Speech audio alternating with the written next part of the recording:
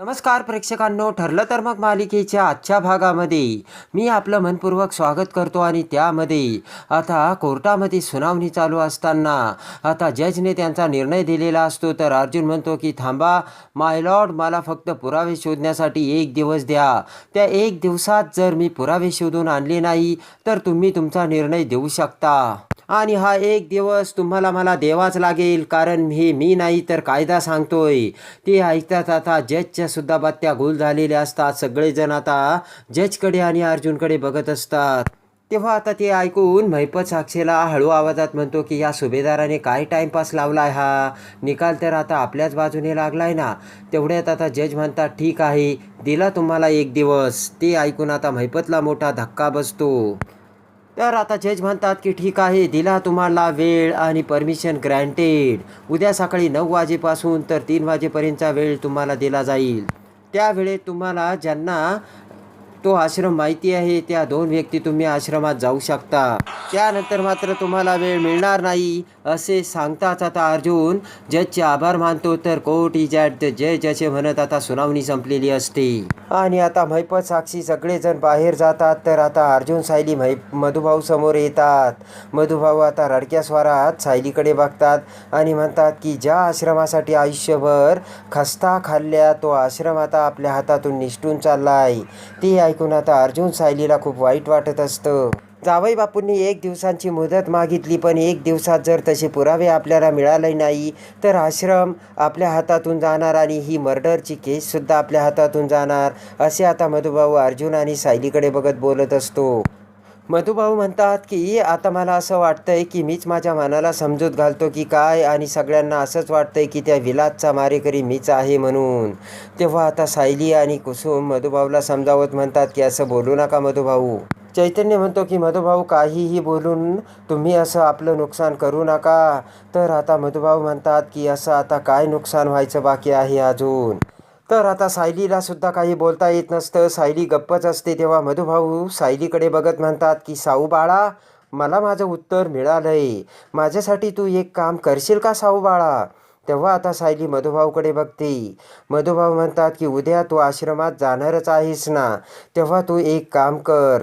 तू त्या कोपऱ्यात बसून विणकाम करायची ना, तेव्हा त्या कोपऱ्यातला विणकाम करत असतानाचा फोटो माझ्यासाठी काढशील का? अंगणात तू सडा घालायची तेव्हा अंगणाचा तो फोटो माझ्यासाठी काढून आणशील का? मधुभाऊ म्हणतात की आपली छोटी छोटी मुलं त्या पायऱ्यावर बसायची ना, त्या पायऱ्याचा फोटो मला काढून हवाय साऊ बाळा. आणि मला आश्रमाच्या गेटचा देखील फोटो काढून हवाय. तेव्हा आता कुसुम म्हणते की मधुभाऊ, तुम्ही जर अशी आशा सोडली तर आम्ही कुणाकडे बघून जगायचं? डोळ्यात पाणी आणत सायली म्हणते की कुसुमताई, मधुभाऊंनी आशा सोडलेली नाहीये. त्यांनी आपल्याला कायम शिकवलं ना, रडायचं नाही तर लढायचं. तेव्हा आता सायली म्हणते की आम्ही लढणार आहोत मधुभाऊ. आणि तेवढ्यात आता अर्जुन म्हणतो की आणि आपण जिंकू, ही माझी जबाबदारी असेल. ते ऐकून आता मधुभाऊ आणि सायली अर्जुनकडे बघतात. आणि तेवढ्यात आता मधुभाऊच्या बोलण्याचा टाईम संपलेला असतो. इन्स्पेक्टर ते हवालदार म्हणतात की चला मधुभाऊ. तर सायली म्हणते की मधुभाऊ काळजी घ्या. आणि आता हवालदार मधुभाऊंना तिथून घेऊन जातात. तर लगेचच इकडे अर्जुन आता सायलीला म्हणतो की सायली, तुम्ही आवरण्याची तयारी करा. चैतन्य, तू ऑफिसमध्ये जा आणि आपल्याला काय काय लागतं त्याची सगळी यादी तयार करून सगळं काही बरोबर घे. कुसुम लगेचच अर्जुनला म्हणते की हे बघा, जर तुम्हाला आता आश्रमात जाण्यासाठी परवानगी मिळालीच आहे तर मी सुद्धा येऊ का तुमच्यासोबत?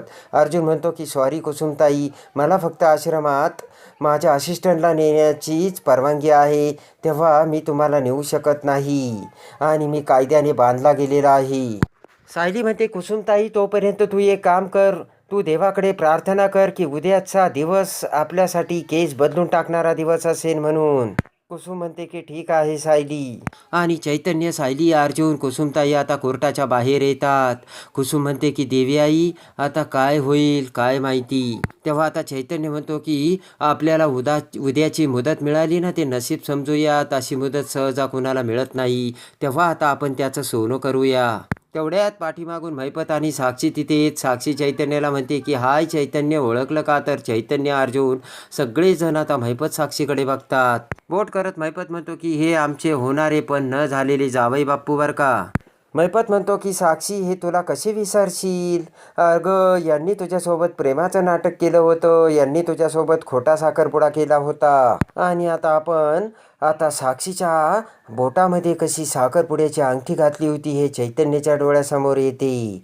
मैपत म्हणतो की आता आश्रम पाडून त्यावरती रिसॉर्ट बांधणारी सुद्धा तूच आहे साक्षी, आणि साखरपुड्यात अंगठी घालणारी सुद्धा तूच होती साक्षी. ते ऐकताच आता अर्जुन म्हणतो की मैपत तू फक्त स्वप्नच बघत राहा, कारण ही वेळ सुद्धा तुझ्या हातातून कधी निसटून जाईल ना ते तुला देखील कळणार नाही. ते ऐकता साक्षी म्हणते की वा क्या बात है अर्जुन सुभेदार, तुमच्या या पॉझिटिव्ह थिंकिंगचं करायचं तरी काय. सगळं काही हातातून निसटून गेलंय तरी सुद्धा एवढी पॉझिटिव्हनेस, म्हणजे तुम्ही तोंडावर पडलात तरी सुद्धा झेंडा आमचाच लागणार, असंच तुमचं मत ना, असंच तुमचं ॲटिट्यूड ना. तर आता मैपत म्हणतो की पोरी चल ना, कशाला उगाच वेळ वाया घालवतेस. मैपत म्हणतो की चल आपल्याला आपली जागा ताब्यात घ्यायची आहे साक्षी. तेव्हा अर्जुन म्हणतो की जजला खिशात घालून मिळवलेली जागा ना.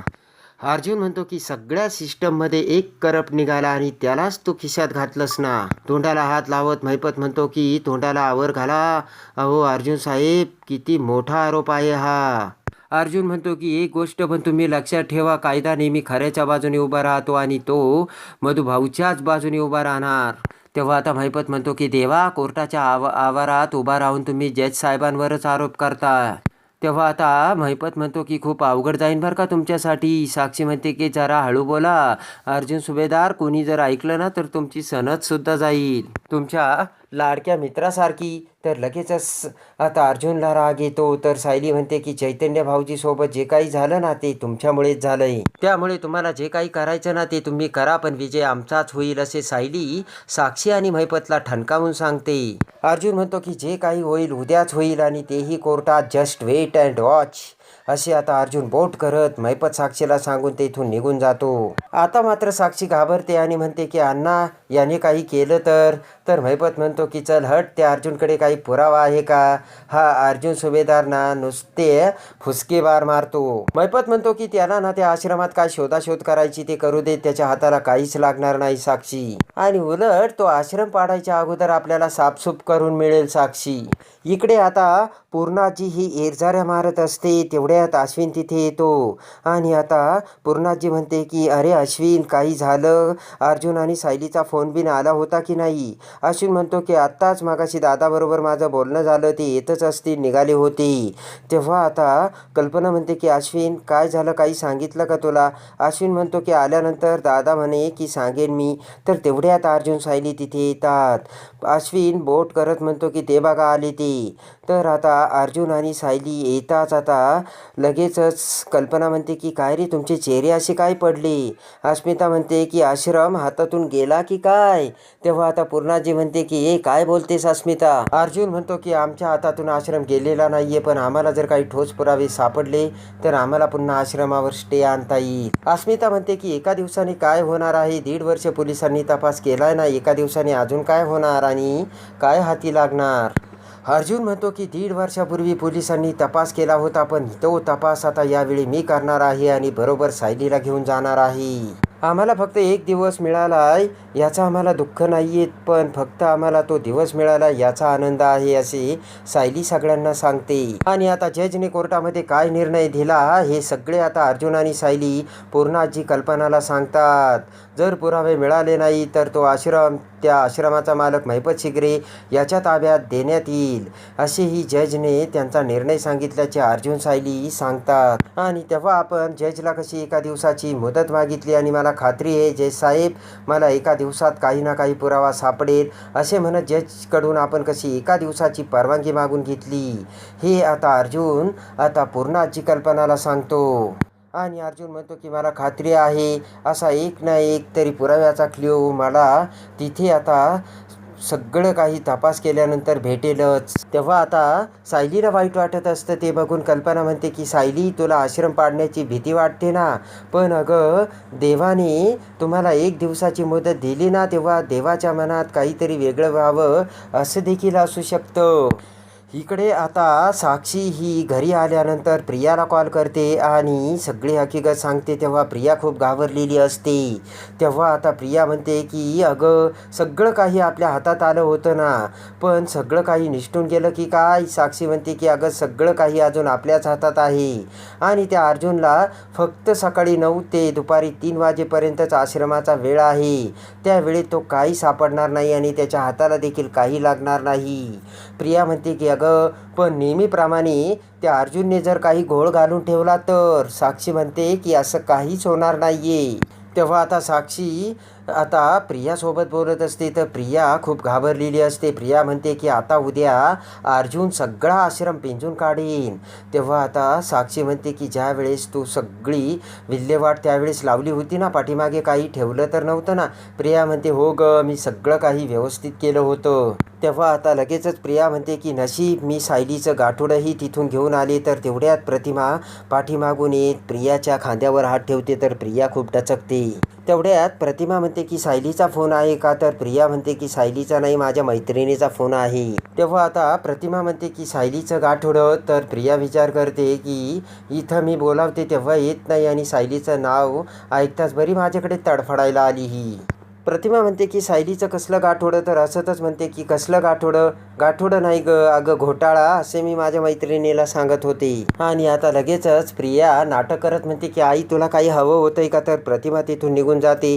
तेव्हा प्रिया विचार करते की नशिबीनं काही ऐकलेलं दिसत नाहीये. इकडे आता सायली आणि अर्जुन बेडरूममध्ये येतात. तर आता घड्याळाचा गजर लावत मोबाईलमध्ये सायली म्हणते की मी सकाळी 9चा सुद्धा गजर लावून ठेवते आणि दुपारी 3चा सुद्धा, म्हणजे आपल्या हातातून वेळ जाणार नाही. अर्जुन आता सायलीकडे बघतो. अर्जुन म्हणतो की उद्या सकाळी आपण त्याच स्पॉटने सुरुवात करू जिथे मर्डर झाला होता मिस सायली. आणि आता इकडे सायली झोपी जाते पण सायलीला काही झोपच लागत नसते. पुन्हा उठून बसत तर झोपत आता सायली ही तिचा वेळ घालवत असते. इकडे आता पुन्हा सायली उठून बसते आणि बोटाने 9 वाजायला किती वेळ राहिला याची तास मोजू लागते. आणि सायली स्वतःशीच पुटपुटते की आता सकाळचे 9 वाजायला फक्त 9.5 तास राहिले. अर्जुन सायलीकडे बघतो आणि म्हणतो की काय विचार चाललाय मिस सायली. आणि आता सायली अर्जुनला म्हणते की सर आश्रमात आपल्या हातात फक्त 6 तास असणार आहेत. आपण 8:45लाच आश्रमात पोहोचू आणि मग आपल्याला दुपार कधी होईल ते सुद्धा कळणार नाही. आपल्याला एवढ्या वेळात पुरावे मिळतील ना. सायलीची ती अवस्था बघून आता अर्जुनला सुद्धा खूप आता विचित्र फील होत असतं. इकडे आता तन्वीने देखील एक भयानक आयडिया केलेली असते आणि उद्या सायलीला घेऊन अर्जुन आश्रमात जाणार हे कळताच आता तन्वी प्रतिमाला भेटायला घेऊन सुभेदारांच्या घरी आलेली असते. तेव्हा आता प्रतिमाला बघता सायली प्रतिमाला मिठी मारते. तर कल्पना म्हणते की अगं प्रिया पण तू आज प्रतिमाला कशी घेऊन आली. तेव्हा आता प्रिया म्हणते की आईला खूप आठवण येत होती ना म्हणून मी भेटायला घेऊन आले. तर कल्पना म्हणते की अगं प्रिया पण आजचा दिवस किती महत्त्वाचा आहे तुला माहिती आहे ना, आणि तू सुद्धा त्या आश्रमात राहत होतीस ना. तेव्हा आता सायली आश्रमात जाणार आहे. तेव्हा आता काय करायचं ते तू बघ सायली. तर आता सायली प्रतिमाकडे बघते आणि अर्जुनसुद्धा आता संशयाच्या नजरेने प्रियाकडे बघतो आणि जाणून बजून प्रिया ही प्रतिमाला इथे घेऊन आल्याचे अर्जुनच्या लक्षात आलेलं असतं. तर आता अर्जुन हा सायलीला घेऊन प्रियावरती संशय येऊन कसा आश्रमात जातो हे बघण्यासाठी आणि आता आश्रमात गेल्यानंतर अर्जुन आणि सायलीला असा कोणता पुरावा भेटतो, त्यामध्ये प्रिया कशी अटकते हे बघण्यासाठी आणि ठरलं तर मग मालिकेच्या डेली अपडेटसाठी बेल नोटिफिकेशनवर क्लिक करून आपल्या चॅनलला लाईक करा, सबस्क्राईब करा.